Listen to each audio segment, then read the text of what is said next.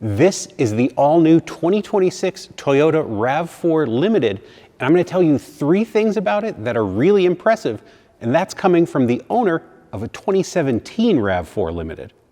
The first thing that impressed both me and my wife was the technology in the new RAV4. It starts with this gigantic 12.9-inch touchscreen display. It's a lot bigger than the 7-inch screen in our RAV4. It's also bigger and better than the one in the previous RAV4.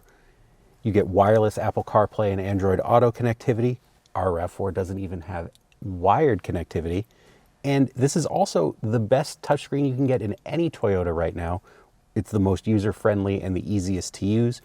And every new 2026 RAV4 also comes with a standard digital instrument panel. The second thing that really impressed us about the new RAV4 is just the improved ergonomics in the cabin. You have a lot more storage space up front. You have this shelf here, there's another shelf down here, dual wireless device chargers, a cool double hinged center console bin, so that's really convenient. And you also have a lot more comfort and convenience features like a rear view camera mirror, USB-C ports in the back, and actual climate vents in the back. I really, really wish my 2017 RAV4 had rear climate vents.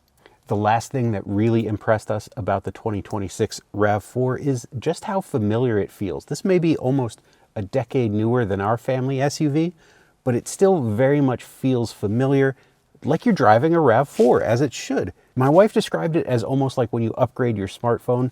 You still know how it works. Everything's the same sort of operation, but it's just much, much better.